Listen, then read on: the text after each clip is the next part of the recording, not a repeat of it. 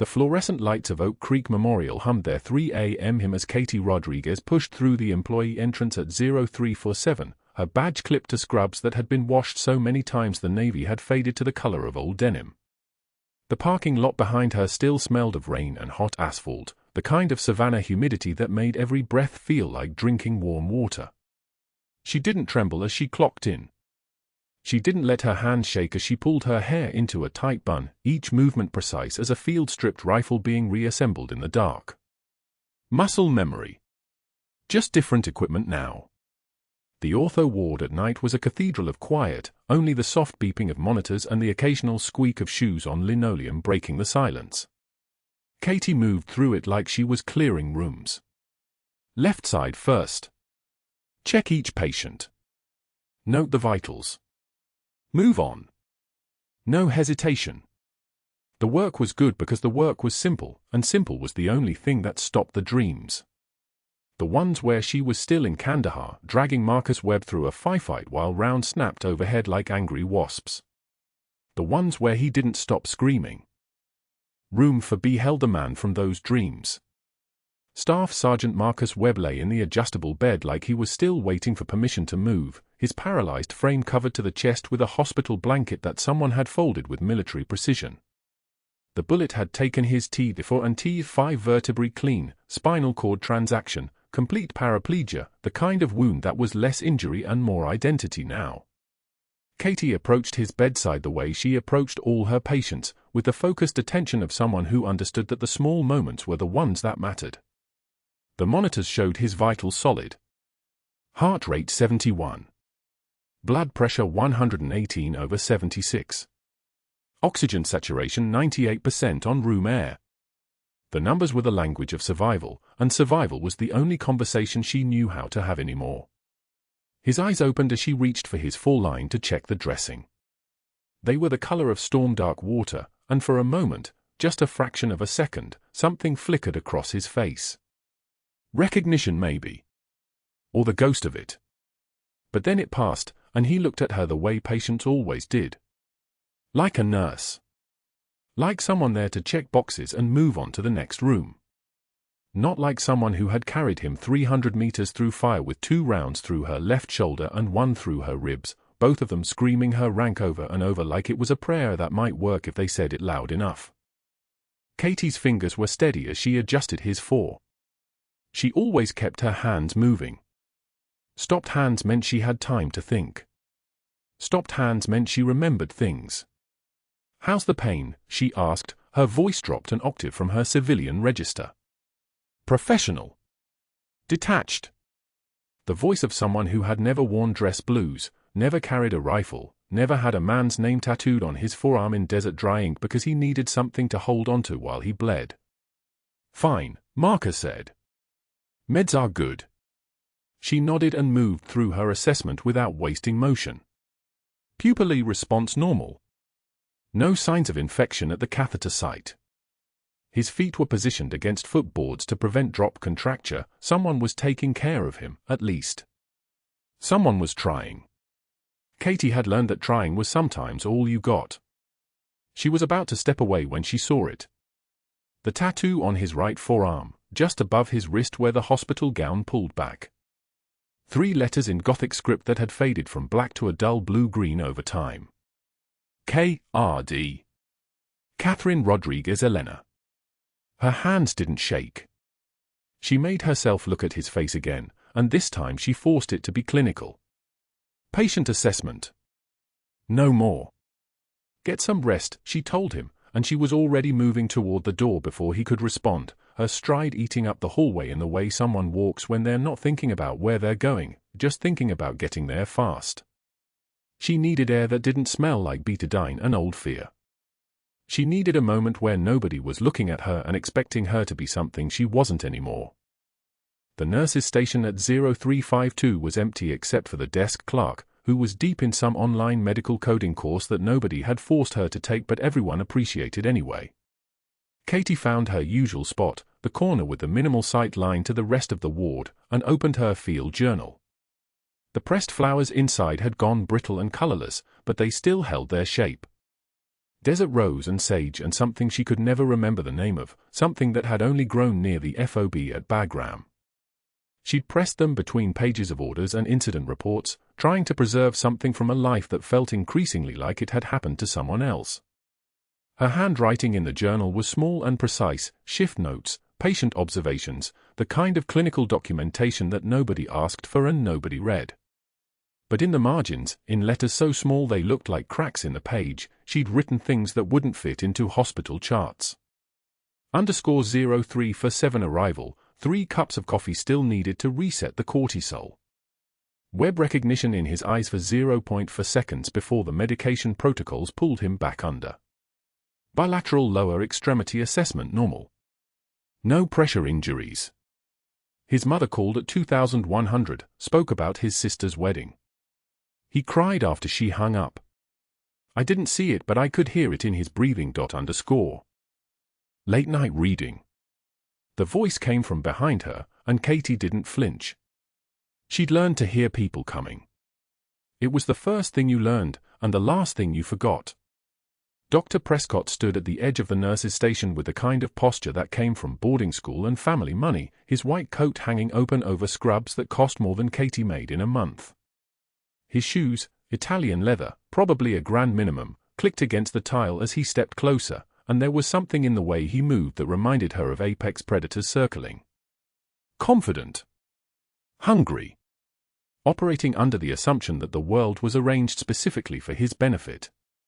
Patient notes, Katie said, and she closed the journal without hurrying. Hurrying would be showing. Showing was opening a door you didn't want him walking through. Just tracking trends before the day shift arrives. Prescott smiled like he'd heard something amusing. He was in his mid-50s, the kind of handsome that came from good genetics and better living, silver threading his dark hair, the kind of tan that meant regular visits somewhere warm and private. There was a wedding band on his left hand, platinum with a decent diamond, and a Rolex that probably cost what Katie made in 3 years. He pulled up the patient roster on the nearby computer with the casual entitlement of someone who'd never been told no in his life. I noticed you were spending considerable time with 4B last shift, he said, not looking at her. Just scrolling. Marcus Webb. The paralyzed veteran. Katie's jaw tightened, but only for a moment. She let the moment pass. His post-op recovery. Requires close monitoring. Routine monitoring, Prescott said, and now he did look at her. His eyes were the color of lead. Not obsessive monitoring. There's a difference, you know. We have nurses here who understand professional boundaries. Emotional attachment to patients is unprofessional. It clouds judgment. He was testing something. Katie could feel it. Like he was looking for cracks, for places where she might give him something he could use. She'd been here before, though, in interrogation rooms and forward operating bases, with men whose goal was to find the weakness and exploit it. Men like Prescott had always existed. Sometimes they wore rank. Sometimes they wore white coats. I understand, Katie said, and her voice stayed level. Just level. No inflection. No feeling. The voice of someone following orders. I'll adjust my approach. Prescott's smile didn't waver, but something shifted in his eyes. Disappointment, maybe. He'd wanted more of a reaction. He'd wanted her to push back so he could push harder. But Katie had spent 12 years learning how to give people exactly what they expected, just slightly less than they wanted, and it had kept her alive in places where other people's mistakes got them killed. Good, Prescott said, and he turned his attention to the billing codes on Webb's chart. Katie watched as his fingers moved down the ortho procedures, lingering on repeated surgeries. That was when something crystallized for her. She'd been thinking about those surgeries wrong. She'd assumed they were standard follow-up, necessary interventions. But the spacing was odd.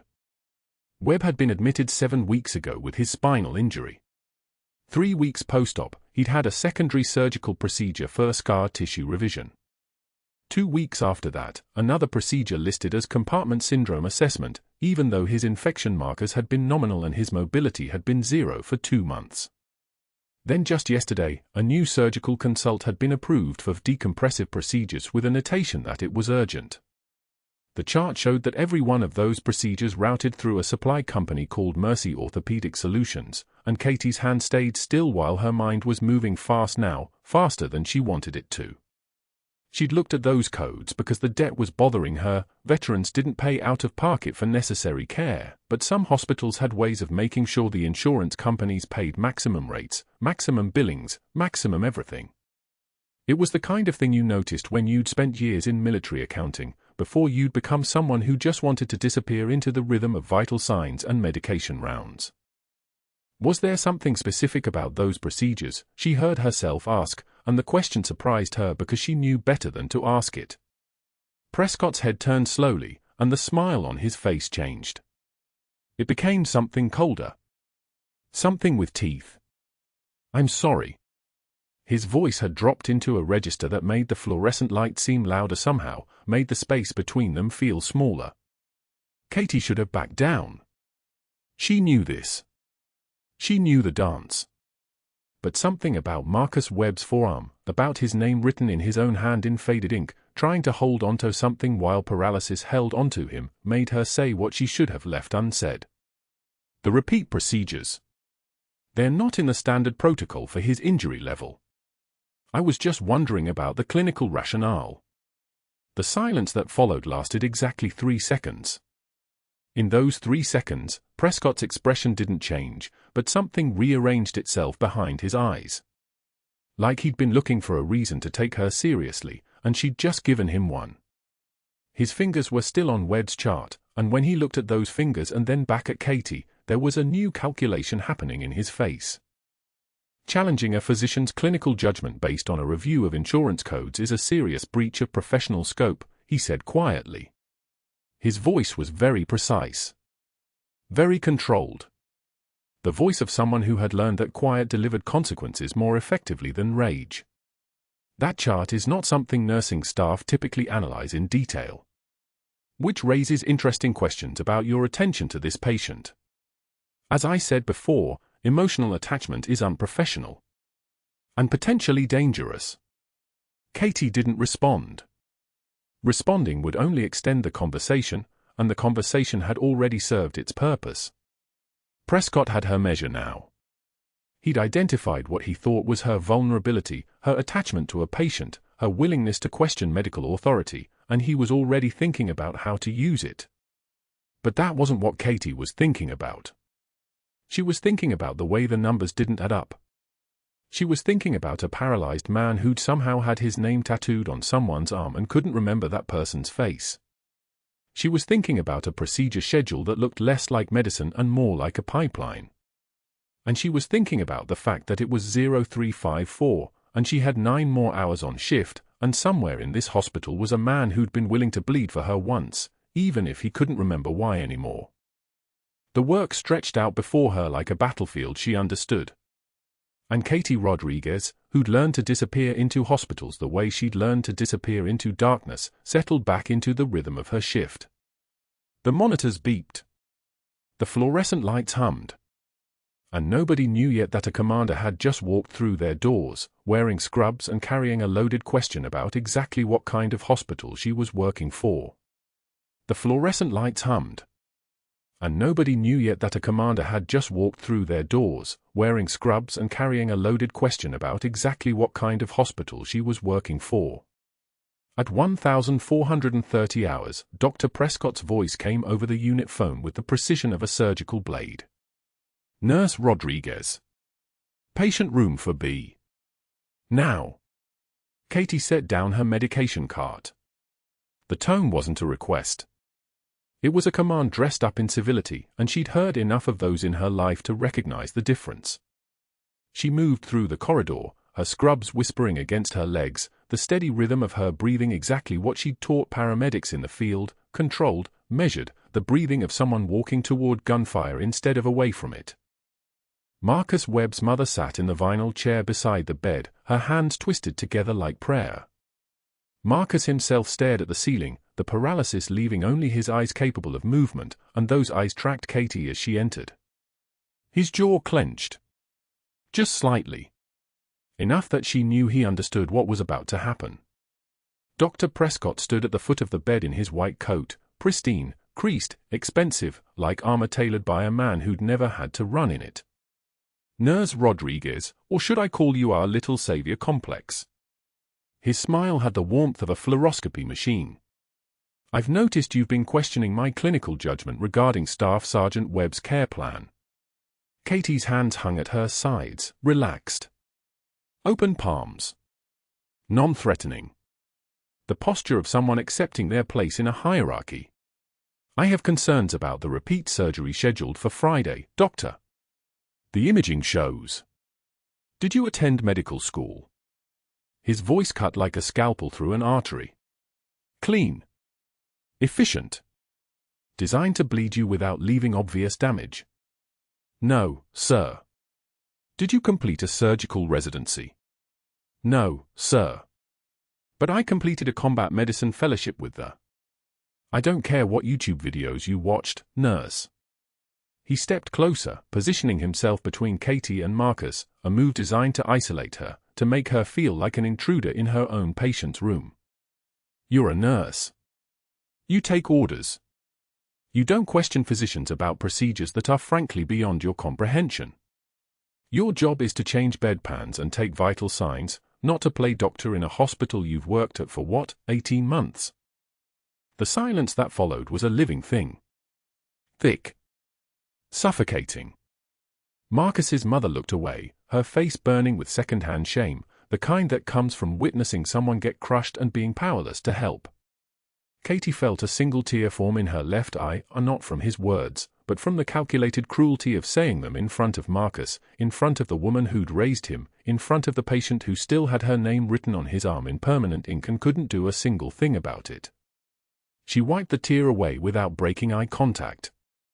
No trembling. No flinch. Just the mechanical movement of a hand removing water from skin, the same way she'd wiped away blood in the mountains of Kandahar. "I've seen men with more courage bleed out in the sand, Doctor," she said, her voice steady as a cardiac monitor reading sinus rhythm. "At least they died honest." The color drained from Prescott's face, then flooded back in red. He pulled a formal write-up from his pocket, already prepared, already printed, already signed, and walked to the unit board where every nurse on the floor would see it. He used red ink to post it, a deliberate choice, like pinning a target on someone's chest. Inappropriate emotional attachment. Questioning of physician expertise. Scope creep. This goes in your permanent file. Katie stood motionless for 2 seconds. Then she turned and walked out without acknowledging him, without defending herself, without giving him the satisfaction of seeing her break. The elevator doors opened, and she rode down alone to the break room, where she poured herself a cup of coffee that had been sitting since 0600 and probably tasted like regret and burnt plastic. Sarah Chen, a nurse she'd trained from her second week at Oak Creek, walked in at 14:37. Their eyes met for maybe a quarter second before Sarah remembered something urgent in the supply closet. She stood up, cup untouched, and left. Then Marcus's evening nurse, Jennifer, who'd borrowed Katie's stethoscope every Tuesday for 3 weeks, suddenly needed to check on something in pediatrics. The break room entered like a crime scene being cordoned off. Katie sat alone with her terrible coffee, watching the steam rise off the surface, and understood what ostracism actually felt like. It wasn't dramatic. It wasn't loud. It was the absence of sound, the empty chairs that used to be occupied, the eyes that slid away from hers like she carried something contagious. What she didn't know yet was that Prescott had already been on the phone. That night, when she arrived for the evening shift, her assignment had changed. Instead of ortho, she'd been moved to pediatrics. She worked through 12 hours of ear infections and asthmatic children, trying to find rhythm in the work, and clocked out at 0630 the next morning. Her next shift was scheduled for geriatrics. Then back to pediatrics. Then nights in the ICU, where she could watch but couldn't touch, couldn't help, couldn't do anything but observe Marcus Webb breathing through a ventilator with restricted access codes that blocked her name from the system. 3 nurses who'd been standing in the hallway during her needle decompression save, 3 nurses who could have testified to what they saw, what she did, why she did it, disappeared from the ortho rotation entirely. Katie saw their new assignments posted on the staff bulletin, 1 moved to administration paperwork, 1 reassigned to community outreach, 1 shifted to night shift pediatrics. Prescott had split them up with the precision of a chess player removing his opponent's pieces from the board, 1 square at a time. In the attending physician's lounge on Wednesday morning, Prescott made a phone call. Katie happened to pass the open door as he spoke, his voice lowered but not lowered enough. "Yes, I'm concerned about scope creep," he said to whoever answered. "A nurse challenging my orders in front of a patient's family? That's a liability issue. I need this documented. For the board's protection, you understand." He paused. "No, she seems stable. But you never know with some of these types. Military background. They don't always adjust well to civilian hierarchy." That was when Katie's hands finally trembled. She made it to the supply room, locked the door behind her, and let her shoulders shake for exactly 7 seconds. 7 seconds of fear, rage, and the bone-deep realization that she was watching someone weaponize her own humanity against her. Then she breathed in, tactical breathing, the kind she'd taught 1,000 young soldiers, and stood up straight. Her hand steadied. Her vision cleared. She pulled out her phone and photographed every page of Marcus Webb's chart, documenting the sequence of surgical orders, the escalating billing codes, and the medical devices that appeared on invoices at 3 times their actual market price. 1 line item caught her attention: Prescott Medical Solutions LLC. The vendor had billed Oak Creek Memorial $47,000 for orthopedic implants that should have cost $15,000. The difference was pure profit, and it appeared on every single chart she'd questioned in the past 2 weeks. The fluorescent lights buzzed overhead, that steady electrical hum that never stopped, that became the soundtrack to every hospital like the heartbeat of something alive but not quite human. Katie photographed the invoices with the methodical precision of someone documenting evidence. Her phone camera clicked silently with each image. Numbers. Dates. Vendor names. A pattern that would have been invisible to anyone not trained to see it, to see the gaps between official narrative and actual fact, to read the silence between the lines. She deleted nothing. She hid nothing. She simply documented what was there, in the supply room with the overhead lights burning like judgment, and waited to see what would happen when the question finally stopped being about her and started being about him. The next morning, when she logged in to check Marcus Webb's chart, the entry she'd made about the unnecessary repeat surgery was gone. In its place, a note in Prescott's handwriting flagging inappropriate emotional attachment to patients and inappropriate documentation by nursing staff. Katie closed the chart and went back to work.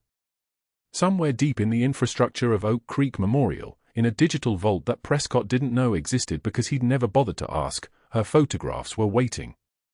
Evidence. Truth. The kind of thing that doesn't disappear just because someone wants it to. But that wasn't the worst part. The worst part was understanding that she'd just become exactly what she'd tried to escape, the weapon. A dangerous thing that needed to be neutralized before it could figure out who its real target was. Prescott would move faster now. He would move without mercy. And Katie would have to decide whether to let him bury her quietly or whether to reach out to a number she'd kept on a piece of paper in her locker for 12 years, a number she'd sworn she'd never call again, a number that belonged to a different life, a different rank, a different woman entirely. She didn't reach for her phone yet. Instead, she clocked in for the day shift and walked toward the ortho ward, where Marcus Webb's room sat 3 doors down from where Prescott was probably already planning his next move, already making his next phone call, already convinced that he could destroy anything that threatened his empire of unnecessary surgeries and phantom billing codes. He had no idea that destruction had already begun. The day shift started like every other morning at Oak Creek Memorial, except it didn't. Katie clocked in at 0700 and walked toward the ortho ward where Marcus Webb's room waited 3 doors down from Prescott's office, but the assignment board told a different story. Her name was printed next to pediatrics. 3rd floor. The opposite end of the hospital from everything that mattered. She stared at the board for 6 seconds, long enough for the old Katie, the nurse who apologized for breathing, to feel the sting. The new Katie, the one who'd survived Kandahar, simply copied down her new room assignment and started walking. No questions. No complaints. Prescott watched from the hallway 20 yards away, his face carrying the satisfied expression of a man who'd just moved a chess piece. He thought he was being clever. He thought isolation would break her. He had no idea that every shift away from Marcus Webb was a gift, because it meant she could document his case without Prescott's shadow hovering over her shoulder, photographing supply invoices, cross-referencing billing codes, building the evidence that would eventually matter more than any of Prescott's calculated cruelties. Pediatrics was antiseptic and small, the rooms designed for bodies that hadn't yet learned how to be sick the way adults were. Katie spent the morning checking vitals on a 7-year-old with pneumonia, a 6-year-old recovering from appendicitis, a teenager with a broken leg from a skateboarding accident that was almost endearing in its normalcy. She did the work well, the way she did everything well, because excellence was the only thing she'd ever trusted. The fluorescent lights hummed their mechanical song. Her hands moved through familiar routines, blood pressure cuffs, for lines, medication administration, vital sign trending. None of it required her heart. All of it required precision. By 1400, Prescott had made another phone call. By the time her shift ended at 1900, Katie had been reassigned again. Geriatrics. 4th floor. Even further from Marcus Webb's room. Even further from Prescott's immediate sight line, which meant something had changed in his calculation. He wasn't just trying to isolate her anymore. He was building something. A case. A narrative. A paper trail that would make her termination look reasonable instead of vindictive, professional instead of personal. She didn't confront him. She didn't ask questions. She clocked in for the geriatrics ward the following afternoon and spent 8 hours helping elderly patients with mobility issues, medication administration, wound care. An 82-year-old woman with stage 2 pressure ulcers. A 91-year-old man with early dementia who kept asking for his wife, dead 18 years. A 78-year-old recovering from hip surgery. The work was harder here, physically demanding, emotionally draining, requiring patience Katie had learned in the Kandahar dust when extracting a wounded 230-pound Special Forces operator from open terrain meant moving with the slow deliberation of someone carrying something sacred. She moved between rooms like a ghost, efficient and present and profoundly alone. The other nurses on geriatrics were polite. They didn't shun her the way the ortho team had. They simply didn't invite her to break room conversations. They didn't ask her opinion during briefings. They worked around her like she was a piece of equipment that had come with the shift, functional but not integrated. It was a different kind of loneliness. Worse, maybe, because it wore the face of civility. 2 more days of geriatrics. 2 more shifts reassigned. 2 more phone calls Prescott must have made, because by day for Katie's assignment appeared different again, critical care, night shift, which meant she'd be working when Prescott was asleep, a fact she was beginning to understand was the entire point. He was pushing her into a corner so isolated and so specialized that when he finally made his move, nobody would believe she mattered. Nobody would believe a night shift nurse in critical care could threaten a physician's empire. She had never felt more invisible. She had also never been more dangerous. Then Marcus Webb coded. It happened on a Tuesday morning during what should have been a routine transport to radiology. Katie was finishing her night shift, preparing to hand off to the day team, when the transport orderly, a kid named Derek, 19 years old, thin as a speedboat, nervous as a rabbit, came through the ICU doors moving fast. Too fast. He didn't say anything. He didn't need to. His face said everything. Marcus Webb's room was for doors down, and Katie was moving before her conscious mind caught up to her reflexive one. She found Marcus already rolled out of bed, already on the transport stretcher, already breathing wrong. Short gasps. Rapid and shallow. His lips held a tint of blue that Katie recognized from a Kandahar dust storm 12 years ago when a 240-pound team sergeant had taken fragmentation to the chest cavity and spent 6 minutes learning what a collapsed lung felt like. Tension pneumothorax. The diagnosis was certainty, not hypothesis. The orderly, Derek, stood frozen beside the stretcher with his phone halfway to his ear, his mouth moving silently, his brain 3 steps behind his body's instinct to panic. Katie didn't waste time on assessment. She knew. Pager code. Now. Tell them radiology transport, critical decompensation, she said, and her voice had changed, dropped half an octave, flattened the hesitation that had defined her speech for the last week. It wasn't a request. It was a command. Derek's hands moved on his phone. His voice shook as he gave the overhead announcement, the words crackling through the hospital's ancient intercom system like they were traveling through water. Katie already had her fingers on Marcus's chest, counting ribs the way she'd been taught to count bones in bodies that were already breaking apart. The second intercostal space. Midclavicular line. She could see his asymmetrical chest wall movement from across the stretcher, right side moving more than the left, which meant positive pressure had built up in his right pleural space and was compressing his lung. Every breath made it worse. The code team was on 3. Marcus was on 4. The radiology department was 2 floors down. He had less than 2 minutes before his blood pressure became non-existent and his heart followed his lungs into complete failure. The crash cart was 3 feet away. Katie reached for it without asking permission, without waiting for someone with a medical degree to authorize her to move. The door to the ICU swung open with a pneumatic wheeze. She grabbed a 14-gauge angiocath needle from the emergency kit. She knew exactly where it lived, had found it instinctively the way muscle memory works, the way hands remember what minds try to forget. The needle was 2 inches long, slender as a promise, capable of being the difference between life and death if deployed with any degree of certainty. The sound of her gloved fingers against Marcus's skin made a dry whisper. She could feel his ribs beneath her palm, could feel the muscles between them, could feel the exact geography of his chest wall the way she'd felt the chests of 12 other soldiers whose lungs had collapsed under pressure or fragmentation or the simple physics of explosive force. The orderly had stepped back. The hallway had emptied of everyone except Katie and a patient who was drowning inside his own rib cage. She didn't look at Marcus's face. That was a mistake that killed people, getting distracted by eyes, by fear, by the human weight of what was about to happen. She looked at her hands instead. Those hands had carried wounded men through enemy fire in Kandahar. Those hands had held pressure on arterial bleeding while running through open terrain.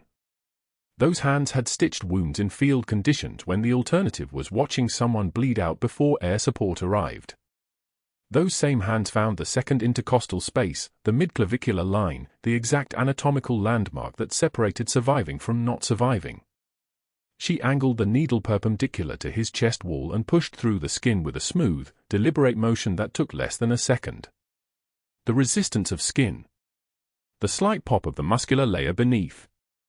And then, air rushed out with a hiss so loud it sounded like applause. The sound of a tension pneumothorax decompressing is not subtle. It is the sound of pressure releasing, of physics correcting itself, of a body that was dying deciding to live instead. The hiss continued for 2 seconds. 3. 4. Then Marcus gasped, a deep, real, oxygen-carrying breath that his body had been screaming for. His lips shifted from blue to pale to pink within seconds. His oxygen saturation monitor, which had been screaming at 92%, began climbing.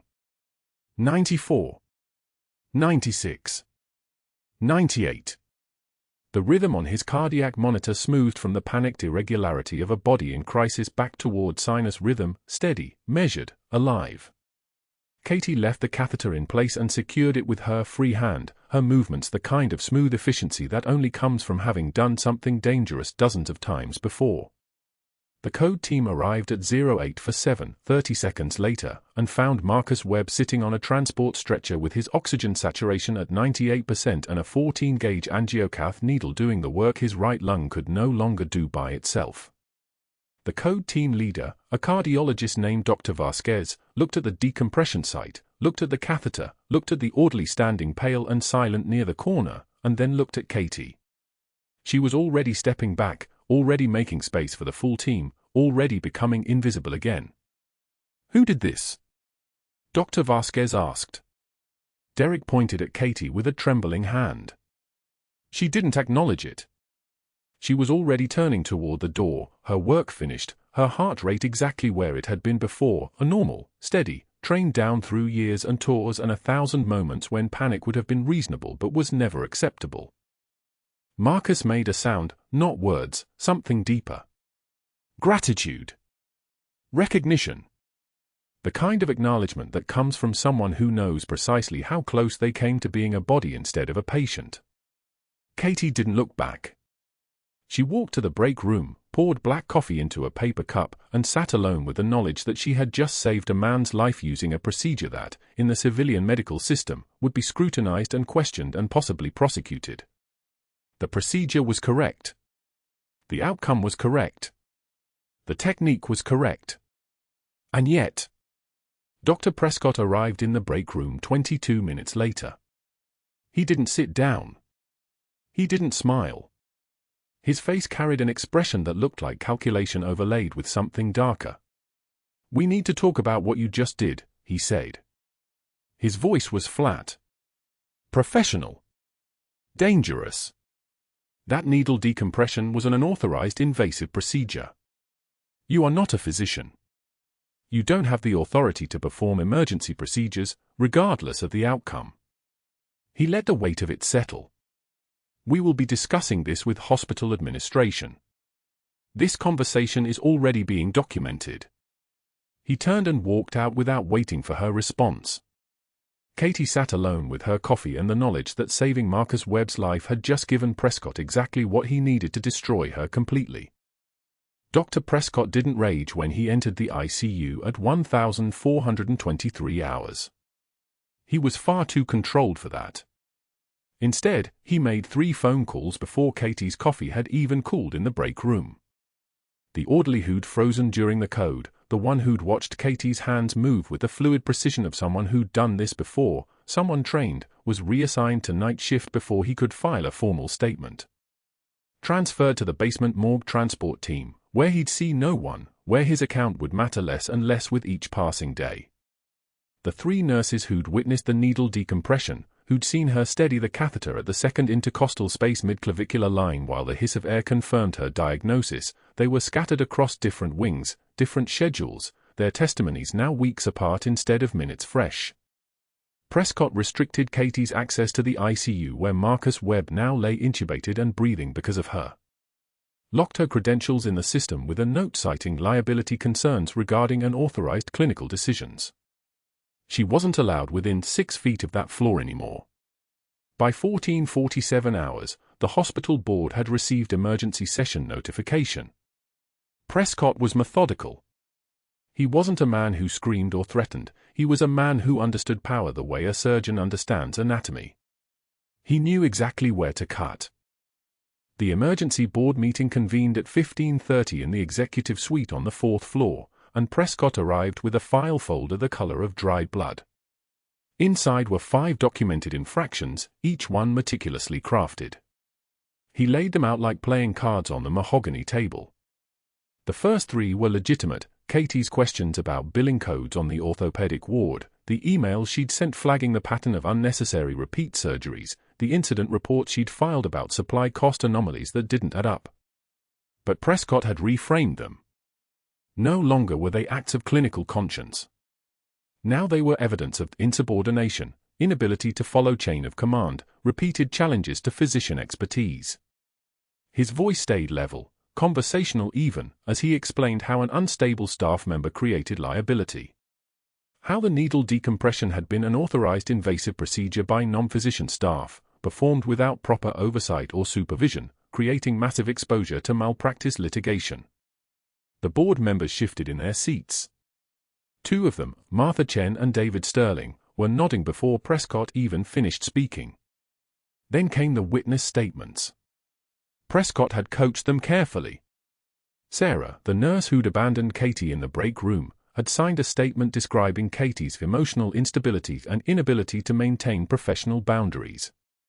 The statement mentioned how Katie had become obsessed with Staff Sergeant Webb's care, how her questions about treatment plans had crossed into something darker, something concerning.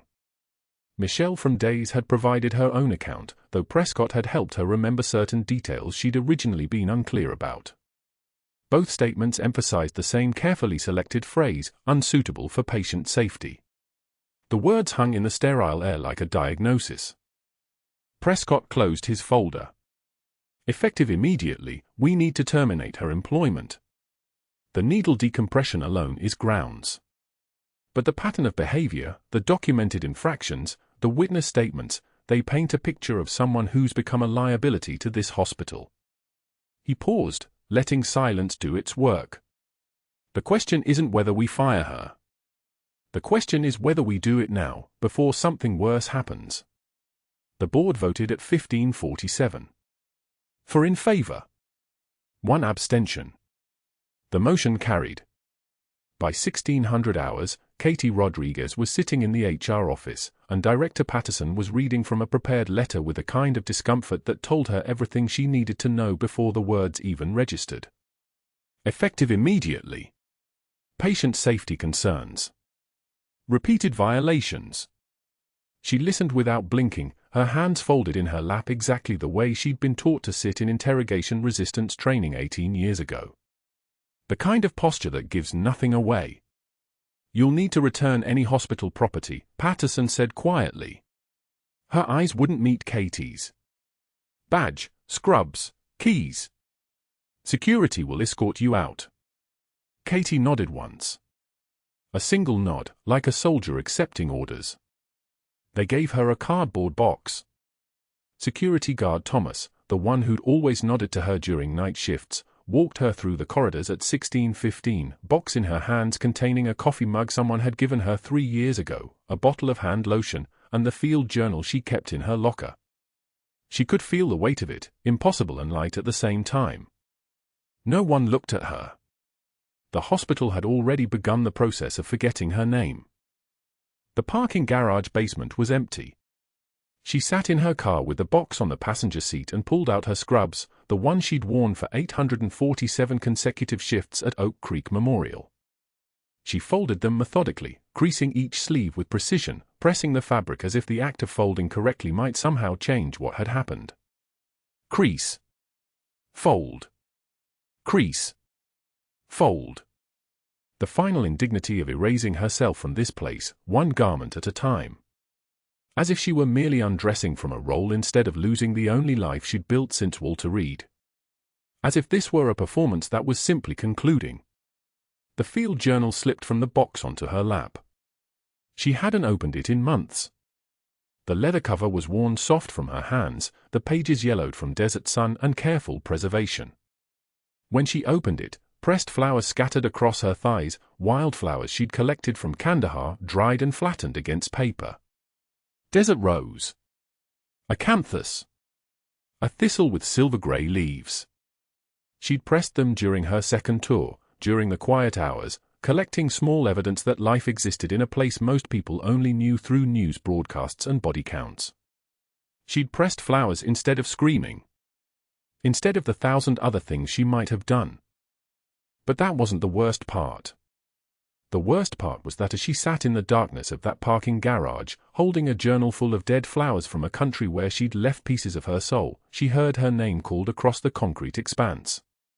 A small voice. A child's voice. And when Katie looked up, she saw Marcus Webb's daughter standing in the stairwell entrance, still wearing her school uniform, still carrying her backpack, looking at Katie with eyes that held something Katie had spent 18 months trying to forget, recognition. The girl walked closer. Her voice was small but steady. You're her. My dad's journal, he wrote about a Commander Rodriguez who carried him out. Emma Webb's voice broke on the rank. Just broke on it, like saying that single word opened something in her chest. He talks about you all the time. About the firefight in Kandahar. About how you wouldn't leave him behind. Katie's hands didn't shake. They never did. But something in her chest shifted, tectonic and irreversible, and she understood in that moment that the cardboard box in her car, the field journal of pressed flowers, the shame of being escorted out, none of it mattered anymore. None of it was the story anyone was going to remember.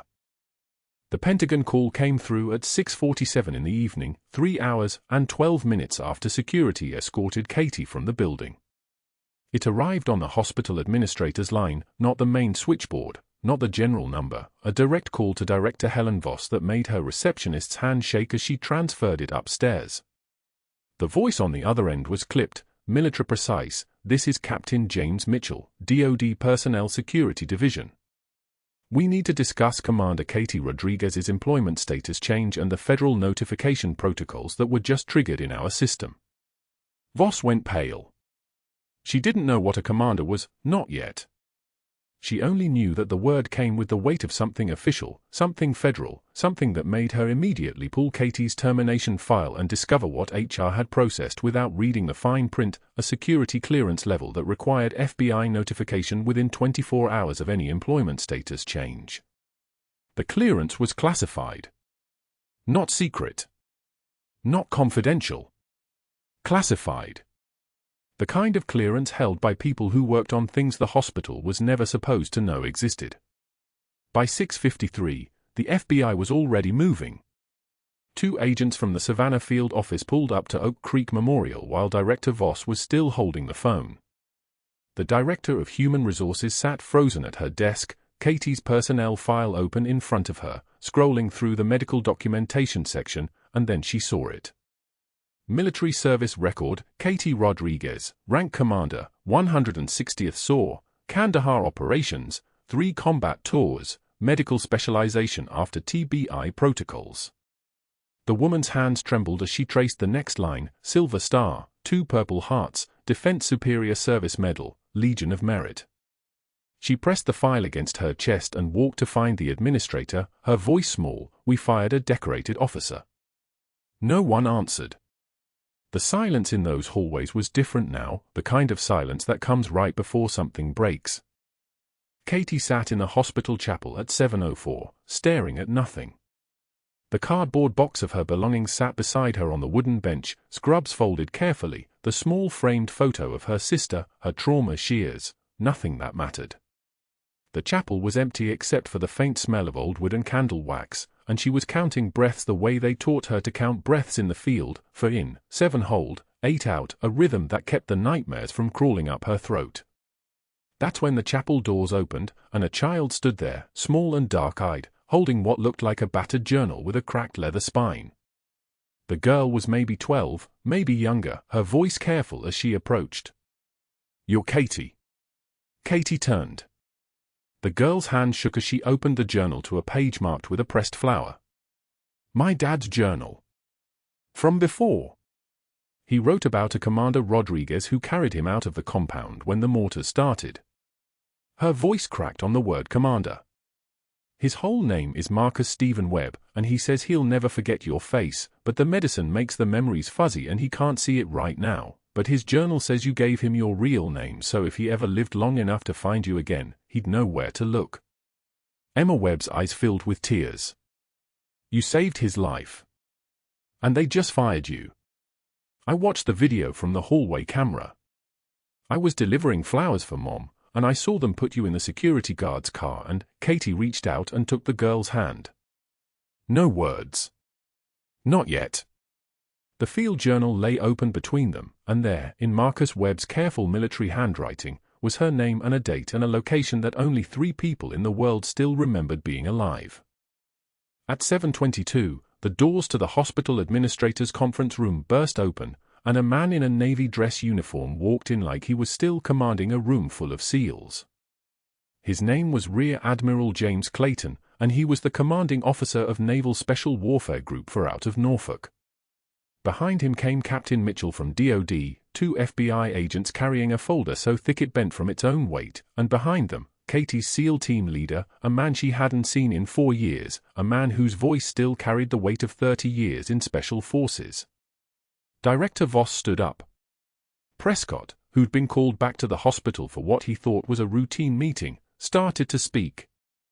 The SEAL team leader cut him off with a single raised hand. His voice was quiet, the kind of quiet that comes from men who've given orders in places where noise meant death. He spoke Prescott's infractions aloud like reading a casualty list. Bronze Star recipient saves your life. You repay her by trying to bury her career. He paused. His eyes moved to Prescott's face. Silver star. 2 purple hearts. Another pause. The room had stopped breathing. And a Navy Commendation Medal awarded for a combat extraction of a severely wounded soldier who happens to be in your care ward right now, being poisoned by fraudulent medical procedures designed to pad your personal profit margin. He let that hang in the air like an artillery round that hadn't detonated yet. Your turn. The FBI agent stepped forward, and her voice was clinical, precise. Dr. Prescott, we've recovered electronic transfers totaling $847,000 from Prescott Medical Solutions LLC to your personal accounts over the past 18 months. Every invoice corresponds to an unnecessary procedure, a redundant surgery, a billing code for treatment never rendered. Your kickback scheme targeted 43 patients in the orthopedic ward alone, with particular focus on those with service-related injuries who were less likely to question physician authority. She opened the folder. Staff Sergeant Marcus Webb received 3 surgeries he didn't need and didn't consent to. Each procedure generated roughly $4,000 in kickbacks directly to your account. This is federal Medicare fraud. This is stark law violation. This is targeting of disabled veterans for financial gain. Prescott's face had gone the color of old bone. Additionally, Commander Rodriguez's initial concerns about your billing codes were flagged in the Dodd medical audit system. Her termination for asking questions about fraud accelerated the federal investigation timeline. She wasn't removed because of emotional attachment. The agent smiled, and it wasn't a kind smile. She was removed because she was going to stop you. At 7:41, security arrived with identical cardboard boxes. The night security guard, the same man who'd escorted Katie out at 5:47, appeared in the conference room doorway. His name was Wilson, and he'd worked at Oak Creek for 12 years, and he'd seen enough people fired to know what was coming. He held out a box identical to the one Katie had carried to her car. His voice was flat as winter, the kind of flat that meant he'd already seen the ending of this story in his mind. Dr. Prescott, I believe you know the way out, sir. The room didn't move. Prescott stood on legs that had forgotten how to hold weight, reached for the box, and walked past the SEAL team leader without being able to look him in the eye. He walked past the FBI agents. He walked past Director Voss. And as he made his way through the hallway toward the employee exit, he had to pass the orthopedic ward, the kingdom he'd built on broken men and women who'd already lost everything. The hallway felt longer than it had ever felt before. The nurses watched him walk past. No one said anything. No one needed to. 6 months later, Katie Rodriguez worked the night shift on the ortho ward, her credentials fully restored, her security clearance no longer hidden but not displayed like a banner either. In room 4B, Marcus Webb stood between parallel bars with his daughter holding his left hand and his mother pressed against the doorframe, her face wet with tears.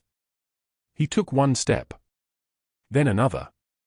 His legs, which Prescott had systematically weakened through unnecessary procedures and delayed rehabilitation, had finally begun to remember what strength meant. His physical therapist, a young woman named Sarah who'd been one of Katie's closest colleagues before the humiliation, stood at the bars, calling out encouragement. Marcus's eyes tracked the room, and when they landed on Katie, something shifted in his face. Recognition. Full, clear, present recognition. "Commander," he said quietly, and his voice carried the weight of a memory recovered. Katie nodded once. That was all they needed. The field journal sat on his bedside table now, marked by pressed desert flowers, and he'd been reading through it page by page, reconstructing the pieces of himself that Kandahar had taken. The unnecessary third surgery had been cancelled. The fraudulent billing codes had been reversed. Marcus Webb was going to walk again because someone had asked the question that no one else was brave enough to ask. At 2 a.m, the night security guard made his rounds past the ortho ward, pushing a mop with the methodical rhythm of someone serving time. Dr. Prescott had been reassigned to night sanitation as part of his restitution agreement, his medical license suspended pending investigation, his hospital privileges revoked, his partnership stake seized and liquidated to cover Medicare fraud penalties. He was a ghost now, moving through the hallways of the hospital he'd once run, pushing a mop past room 4B where Marcus Webb slept peacefully, past the nurse's station where Katie's name was posted on the excellence board, past the break room where staff now saved her a seat at the table. He couldn't meet anyone's eyes. Katie watched him pass from the medication station, her field journal open beside her, and she didn't feel triumph. She didn't feel rage. She felt something quieter, the settling of a weight she'd been carrying since the day she'd decided to stop being a hero and start being just a nurse. The journal was open to today's date, and her handwriting was steady. Do not pick a fight with someone who has nothing left to lose. She closed it gently and looked up at the ortho ward, the place where a paralyzed soldier had remembered her name, where a doctor had finally met justice, where the quietest person in the room had turned out to be the one holding it all together. The halls of Oak Creek Memorial had learned something that night. Not all heroes wear dress uniforms. Some of them push mops. Some of them save lives in the dark and ask nothing in return except that the people they save actually get the chance to heal. If you've ever been underestimated by someone who didn't know your full story, you know what Katie knows now. Don't forget to like this video, subscribe to the channel, and comment below. Tell us about a time you saw someone's true strength revealed when their secret finally came out. And if you want to hear more stories about heroes the world didn't see coming, hit that notification bell. We've got more for you.